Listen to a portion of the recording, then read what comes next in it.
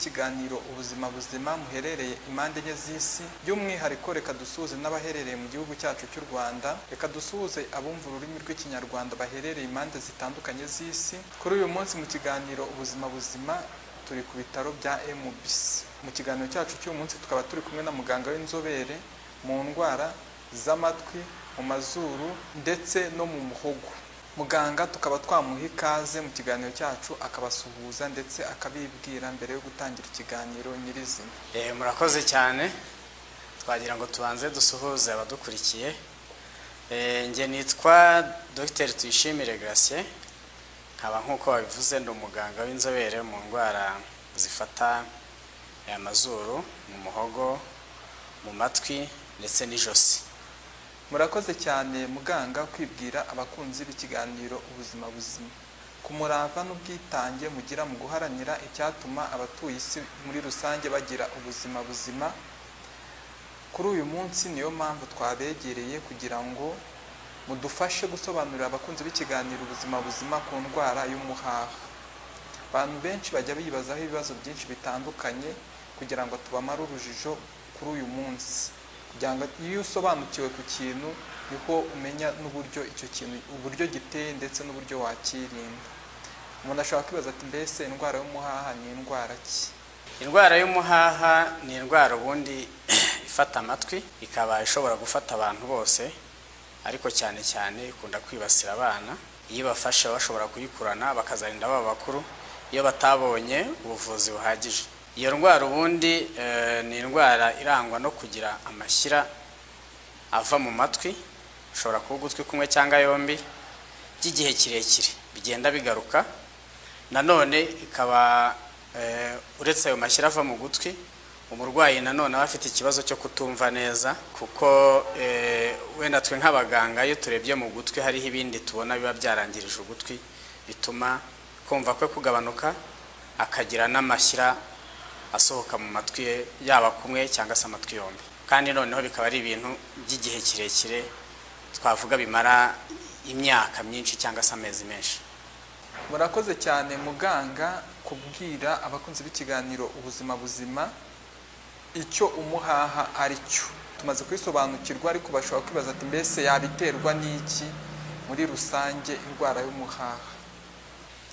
Umuhaha ufite impamvu nyinshi ziwutera, ariko icy'ingenzi cyane ni udukoko dufata imyanya y'ubuhumekero mu mazuru, dushobora kuva mu mazuru, kuko ugutwi ubundi guhura n'amazuru bihurira inyuma aho twita muri nasopharynx. Ni ukuvuga ngo udukoko dushobora kuva mu mazuru tukagenda tukagera mu gutwi. Iyo tugeze mu gutwi, umurwayi cyangwa se umuntu wagize icyo kibazo agiramo kuribwa, uburibwe. Nyuma yaho utwo dukoko tukaba dushobora gukora amashyira, noneho ya mashyira akaba yatobora ingoma y'ugutwi, noneho amashyira agahinguka inyuma. Noneho bigahita biza muri bya bisobanuro tumaze gutanga by'indwara ubwayo. Ni ukuvuga ngo ni kugira amashyira mu gutwi ariko n'ingoma y'ugutwi yaratobotse. Ikindi gishobora gutera iyo ndwara, umuntu ashobora gukomereka. Umuntu rero tuvuge niba ari ikintu ashyize mu gutwi cyangwa se araguye agize ikintu ashyize mu gutwi, ingoma y'ugutwi ishobora gutoboka. Nayo mu gihe kirekire bishobora kuba ngombwa ko bishobora kuzageraho akagira ikibazo cyo kugira amashyira ava mu gutwi. Cyangwa se umuntu bakubise urushyi, kubera umwuka mwinshi bafungiye mu gutwi ushobora gutobora ingoma y'ugutwi. Hari abarwayi benshi tubona bagira icyo kibazo, bakubiswe inshyi, noneho ingoma y'ugutwi yatoboka. Nyuma y'igihe kirekire amashyira akaza. Muri makeya ni utwo dukoko tuza mu gutwi cyangwa se ibyo twita infection. Gukomereka se, yaba ari igiti cyangwa se ikindi kintu icyo ari cyo cyose, cyangwa se kuba umuntu yakubitwa urushyi, ibyo urebye n'ibyo byibanze bishobora gutera umuntu kugira iyo ndwara y'umuhaha. Tuzi ko iyo umuntu amenye igitera indwara biba ari byiza, kuko ashobora no kuvuga ati yenda nubwo indwara nayitewe n'iki, hari ibyo nshobora kwiyumvaho, namenya ko nshobora kuba nahuye na cya kibazo cyo kwandura ya ndwara cyangwa kurwara ya ndwara. Twagira ngo mudusobanurire nk'ibimenyetso umuntu ashobora kwiyumvaho agahita avuga ati nshobora kuba mfite ikibazo cy'indwara y'umuhaha, bityo akihutira kujya kwa muganga, kuko ari byo muba muharanira kugira ngo abantu baze kwivuza mbere y'igihe, kugira ngo bityo barusheho kugira ubuzima buzima, mubashe kubafasha bitaragera kure. Ni nk'ibihe bimenyetso umuntu ashobora kwiyumvaho, akibyiyumvaho akavuga ati nshobora kuba mfite ikibazo cy'indwara y'umuhaha, bityo reka nihute njye kwa muganga.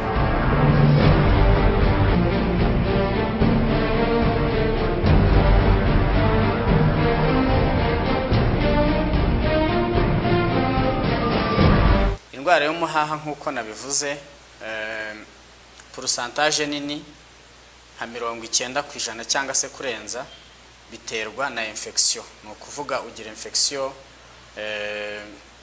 de voie respiratoire supérieure, ni ukuvuga warwaye grippe cyangwa se warwaye ikindi kibazo mu mazuru, noneho bwa bukoko bukagenda bukajya mu gutwi bugafunga wa muheha uhuza ugutwi n'izuru.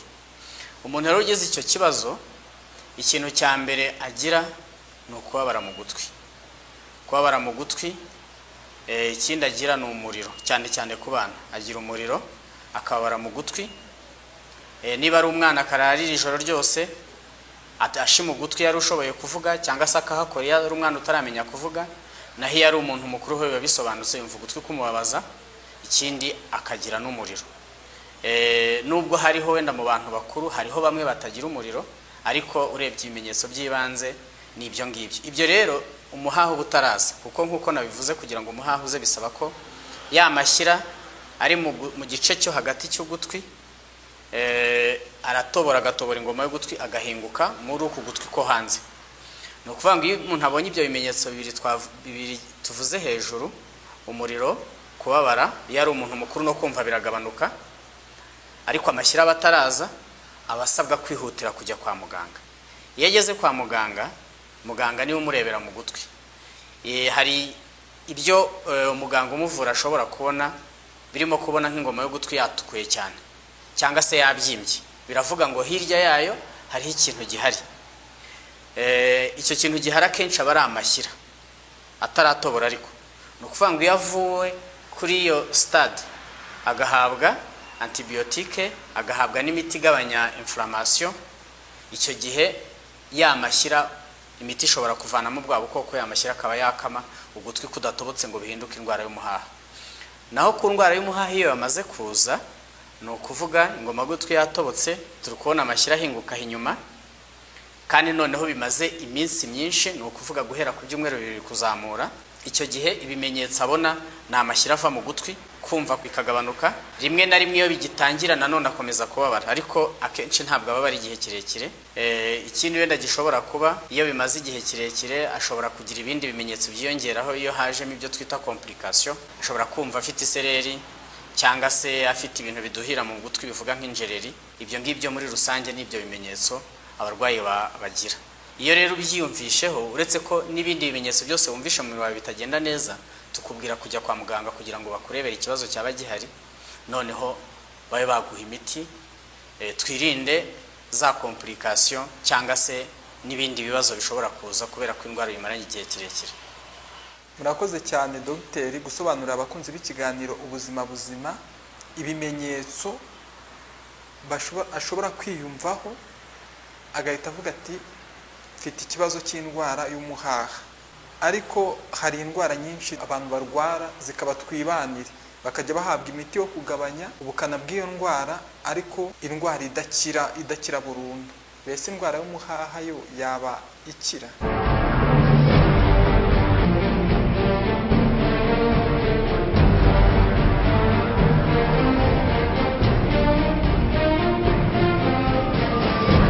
Urakoze ku kibazo cyiza umbajije. Kera ntarajya wenda mu kwiga ubuvuzi, ibyo batubwiraga turi abana ubundi bavuga ko ngo umuhaha udakira, cyangwa se bakongeraho ngo umuhaha nguvurirwa mu Kinyarwanda. Hari n'abantu n'uyu munsi bagifite imyumvire imeze gutyo, wenda bitewe n'uko baba batarabonye umwanya wo gusobanurirwa. Ariko indwara y'umuhaha iravurwa igakira. Ubundi hari ubushakashatsi nakoze ndangiza specialisation, nkora ubushakashatsi bwo kureba mu bigo by'amashuri, kugenda tureba abana bafite ikibazo cy'umuhaha, kuko akenshi umuhaha iyo wamaze kuba karande ntubukiryana, umuntu aratuza akaba azi ko hari igihe kigera amashyira akaza mu gutwi ubundi akongera akagenda. Twagize n'umwanya wo kuganira n'ababyeyi b'abana, kubabaza nabo mbese indwara bayitekereza gute, bayizihiye iki. Batubwira ko ubundi bazi ko indwara y'umuhaha ivurwa mu Kinyarwanda. Twakomeje no kuganira tukababaza noneho ese mu Kinyarwanda ubundi bavuze iki.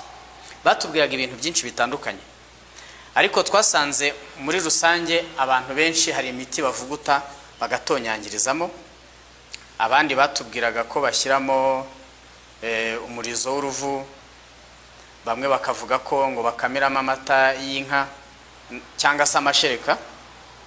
Hari ibintu byinshi bitandukanye, ndetse n'ubwo bushakashatsi twagiye turana no mu bindi bihugu bya Afurika tugasanga harimo aho bashyiramo amazi y'umugisha kubayemera cyangwa se bagasenga byonyine. Ibyo rero mu by'ukuri ntabwo bivura umuhaha, nubwo wenda ari ko abantu benshi tuzi. Ntabwo bivura umuhaha, ahubwo bishobora gutera ibindi bibazo, bikaba bishobora gutuma indwara ishobora kwikomplika, ikaba yatera ibibazo bikomeye. Umuhaha ubundi kuwuvura uvurirwa kwa muganga. Ubuvuzi butangwa, yenda nagira ngo uyu mwanya wenda tubibwire abadukurikiye, abaganga bagenzi banjye wenda bo barabizi, ariko ikintu umuntu aba akeneye, hari imiti yabugenewe yagenewe gushyirwa mu gutwi. Iyo ushyize mu gutwi yamashyira arakama, ariko hari ikindi kiyongeraho tutajya twibagirwa, ni ukuvuga ngo yamashyira mbere yo gushyiramo umuti ugomba kubanza kuyavanamo n'ibikoresho byabugenewe, yamashyira akavamo ukahakorera isuku. Iyo amashyira amaze kuvamo, wa muti ubasha no kwinjira. Iyo rero umuntu afashe uwo muti, amashyira arakama, hagasigara gusa ya ngoma y'ugutwi irimo umwobo. Iyo ngoma y'ugutwi irimo umwobo mu by'ukuri ikibazo gikomeye bishobora gutera ni ukutumva neza. Kutumva neza nko ku bana batoya hazamo ibibazo ku ishuri gukurikira, kuba yatsinda, kuba bamwigisha akamenya, ibi byose bishobora gusubira inyuma. Ni ukuvuga ngo kugira ngo icyo kibazo gikemuke cyangwa se turinde ko n'aya mashyira azongera kugaruka, twongeraho ubundi buryo bwo kubaga. Ubwo buryo bwo kubaga bukorwa n'abaganga babihuguriwe, cyane cyane abaganga nkatwe na bagenzi banjye, bakabaga wa mwobo uri mu ngoma y'ugutwi bakawupfundikira bakawufunga, igasubira nk'uko yari imeze. Icyo gihe hari ibintu by'ibanze tuba tugamije. Icya mbere tuba tugamije guhagarika ya mashyira ko yongera kugaruka. Ikindi cya kabiri tuba dushaka kugira ngo tubuze ko hazaba ibyago bindi. Icyo gihe iyo duhaye umuntu ubwo buvuzi, tuba tuvuga ko tumuhaye ubuvuzi bwuzuye. Twamuhaye umuti, amatwi turakorera isuku, tuvanamo ya myanda cyangwa se ya mashyira, tumuha umuti, noneho umuhaha uruma, amashyira arakama. Igikurikiraho rero ni ukubaga kugira ngo wa mwobo urimo hagati tuwufunge.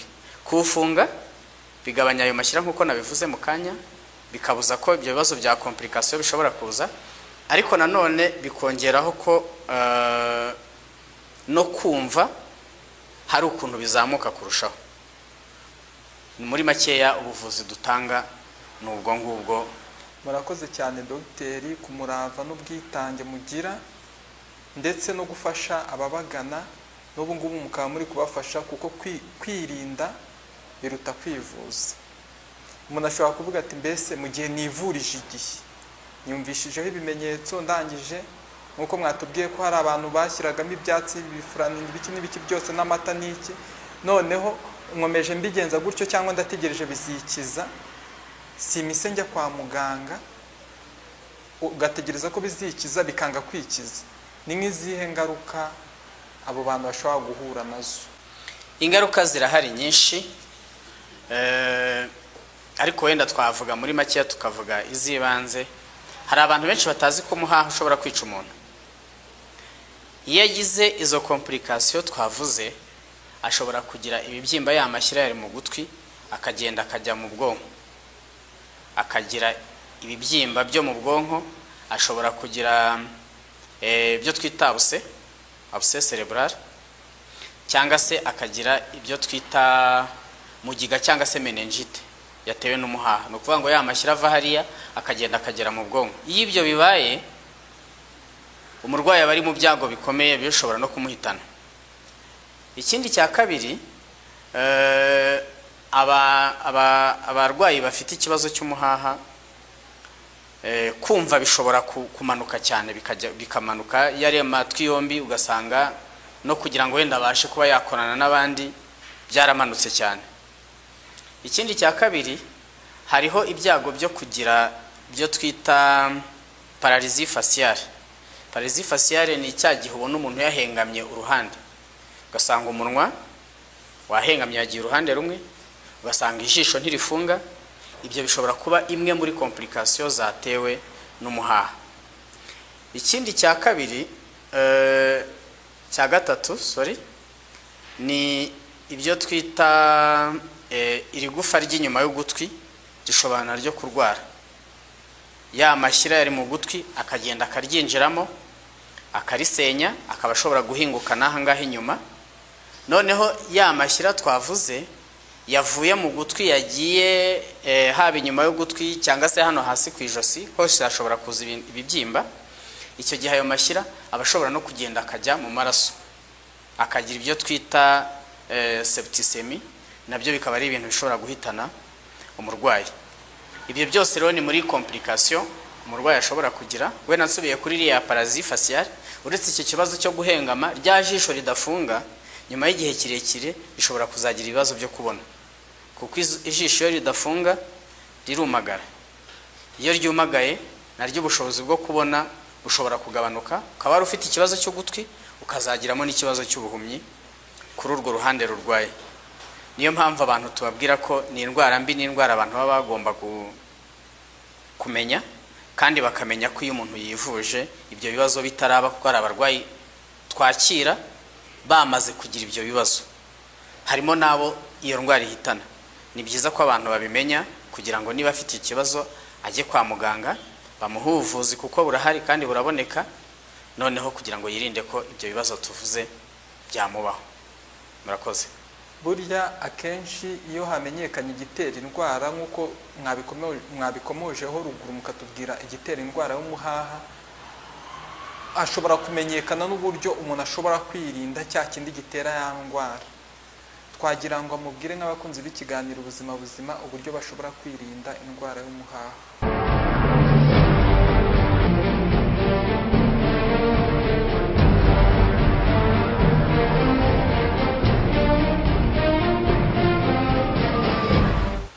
Urakoze cyane.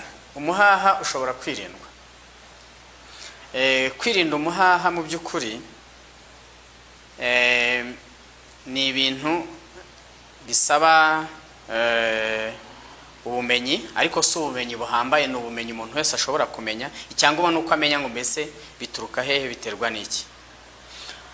Ni ukuvuga ngo umuhaha abantu benshi bawurwara, uretse yenda bagize ibibazo byo gukomereka cyangwa se gukubitwa cyangwa se kugira impanuka. Abantu benshi batangira kurwara umuhaha ari abana batoya. Ni ukuvuga ngo ubundi umwana iyo yagize ikibazo cyaba icya gripe, cyaba icyo kibazo cyo kugira ikibazo icyo ari cyo cyose mu gutwi, haba gushima, haba kurira cyane, haba kugira umuriro, usabwa kumujyana kwa muganga. Icyo ni kimwe. Ikindi cya kabiri, umurwayi cyangwa se umwana urwaye uba ugomba ikintu umubyeyi aba ashobora kumukorera, uretse usibye kumujyana kwa muganga, hariho iyindi myitwarire cyangwa se imikorere imwe n'imwe ishobora kongera ibyago byo kugira ngo umwana aba yarwara umuhaha. Aha twavuga abana batoya, uku kuntu usanga wenda nk'ababyeyi muri iki gihe usanga wenda ibintu byo konsa batabyitabira cyane, bagakoresha aya mata duha abana yo kunywesha bibero. Ibi ngibi byongera ibyago byo kuba umwana ashobora kuba yarwara indwara y'amatwi, nayo ishobora kugira progression yo kuzamugeza ku ndwara y'umuhaha. Ikindi cya gatatu ni uko abana baba muri daycare, umwana umwe niba yarwaye gripe yanduza bagenzi be kuko baba bari hamwe ari benshi. Iyo ni impamvu imwe. Noneho ikindi nanone ni uko igihe icyo kibazo kibaye, ni byiza ko umubyeyi ajyana umwana kwa muganga. Noneho yagera no kwa muganga, inama bamugiriye cyangwa se ibyo bamubwiye agomba kwirinda no gukurikiza, akabyubahiriza. Ibyo rero biri mu mpamvu zishobora gutuma umuntu yirinda umuhaha. Yenda akanyuma navuga nuko ku bana batoya nkuko twavuze ko abana b'indwara ikunda gufata cyane nubwo hari igihe bayikurana bakazarinda baba bakuru, ni ibijyanye no kwita ku mirire y'abana. No kuvuga ngo umwana ufite imirire mibi mvuga ahangaha ni malnutrition, no kuvuga afite deficiency, ntabona ibyo umubiri ukeneye byose, bituma ubudahangarwa bwe bw'umubiri bugabanuka. Ubudahangarwa bw'umubiri iyo bugabanutse n'ibyago byo kuba ashobora kugira iyi ndwara y'umuhaha cyangwa se n'izindi nabyo biriyongera. Ikindi yenda umubyeyi ashobora gukora kiri no mu mpamvu nari nibagiye kuvuga mbere, ni abana bavukana ubumuga, aba bana bagira ibibazo by'ibibari cyangwa se cleft lip na cleft palate. Biriya byongera inkurikizi cyangwa se ingaruka zo ku umwana yagira umuhaha, kimwe n'aba bana bavukana ibibazo bya trisomy cyangwa se bya Down syndromes. Abangaba nabo ibyago byo kugira umuhaha biriyongera. Ku mwana rero ufite cleft lip cyangwa cleft palate, nabwo ubuvuzi burahari. Ajya kwa muganga bakamubaga ahantu bakahafunga. Iyo bahafunze birafasha bikagabanya ibyago byo kuba yagira indwara y'umuhaha. Noneho icyo gihe umwana akaba ashobora gukura neza, cya kibazo yakirinze. Ariko ikibanze ni igihe umwana yaba agize infection de voie respiratoire supérieure, kumujyana kwa muganga agahabwa imiti hakiri kare mbere y'uko icyo kibazo gitangira. Ubwirinzi muri rusange nuko. Ibindi ni ukujya kwa muganga igihe ikibazo cyabaye, bwo ntitwabivuga mu bwirinzi, ariko nabwo ni ubwirinzi kuko wirinda ko za nkurikizi twavuze zishobora no kujyana ku rupfu, ushobora kuzikumira hakiri kare, ukajya kwa muganga bakaguha ubuvuzi bukwiriye, uburwayi bwawe bugakira. Murakoze cyane dogiteri gusobanurira abakunzi b'ikiganiro ubuzima buzima uburyo bashobora kwirinda indwara y'umuhaha.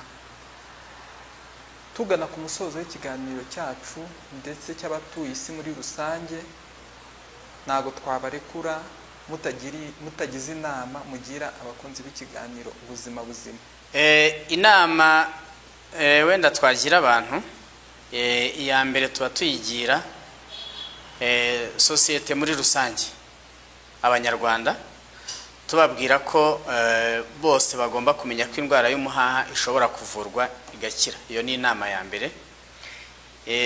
Indi nama ni inama yenda twagira abantu bakora kwa muganga. Nkuko mubizi, serivisi zitanga kwa muganga zihera hasi mu midugudu ku bajyanama b'ubuzima, tugakurikizaho poste de santé, centre de santé, tukazamura ibitaro bya district n'ibitaro byaba ibyigenga cyangwa se ibitaro bya leta bya reference.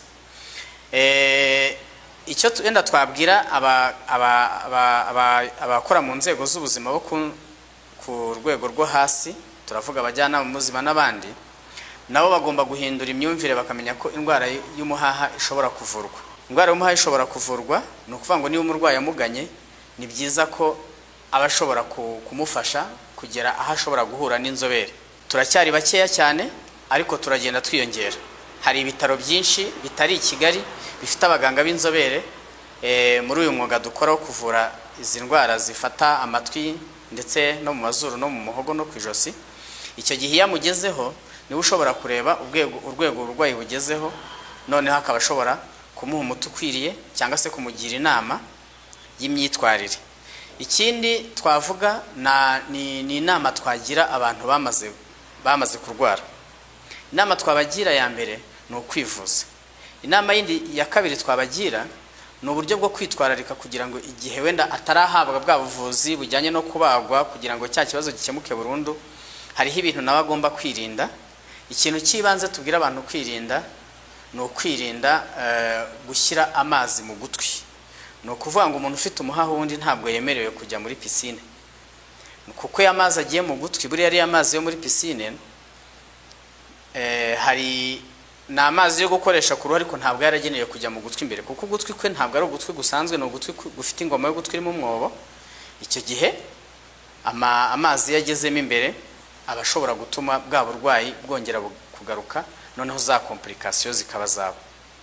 Ikindi yenda twagira yindi nama nanone twakongera yenda kugira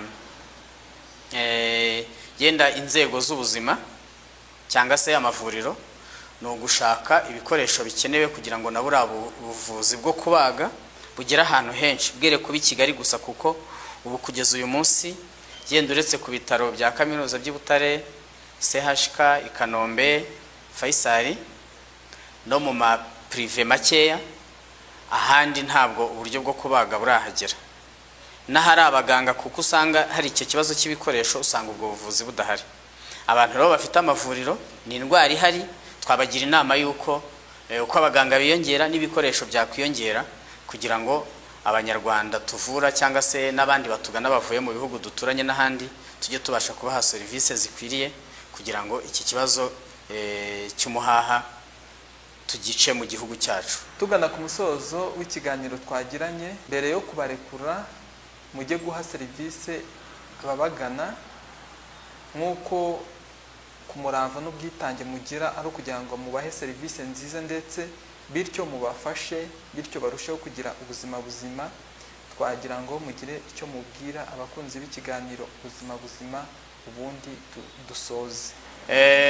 Icyo twabwira abakunzi b'ikiganiro ubuzima buzima, nkanjye ku giti cyanjye njya nkurikirana ibiganiro mutanga, nuko bajya babikurikira kuko batubwira ibintu byinshi cyane, kuko usanga muri iki gihe ibiganiro byinshi bihita, usanga ibyinshi ari ibivuga yenda amakuru, ari ibivuga entertainment, ariko ibijyanye n'ubuzima ugasanga yenda abantu ntibabivuga cyane. Nagira abantu inama yuko bazajya bakurikira ibiganiro muhitisha, kuko haba harimo inyigisho kandi zatanzwe n'abantu babifitemo ubumenyi, kugira ngo abafite ibibazo runaka bashobore kubibaza, kugira ngo namwe bahe umurongo wo kumenya ngo mbese ubutaha tuzaganira na muganga wuhe dukurikije ibyo abakunzi bacu cyangwa se abadukurikira cyangwa abanyarwanda muri rusange bakeneye kumenya. Icyo rero nabagiraho inama ni ugukurikira ibyo biganiro muhitisha kugira ngo bibafashe, bibayobore, were gusanga umuntu afite indwara yarayobeye aho yayivuriza cyangwa se yarayobeye n'umuganga wamufasha. Ni icyo kintu nawe nabwira abantu bakurikira ibiganiro muhitisha mu bitangazamakuru byanyu.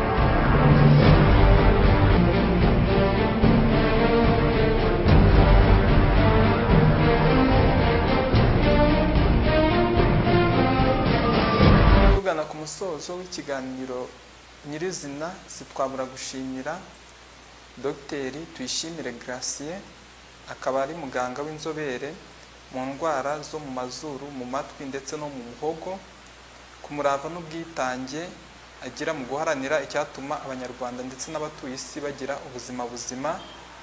Sitwabura gushimira n'ibitaro bya MBC biba byaduhaye umwanya ndetse bikaduhuza n'abaganga b'inzobere, bityo kugira ngo abaturarwanda ndetse n'ababigana muri rusange baturutse impande zitandukanye z'isi barusheho kugira ubuzima buzima. Reka dushimire namwe bakunzi b'ikiganiro ubuzima buzima, kuko muri ab'ingenzi kuri twebwe.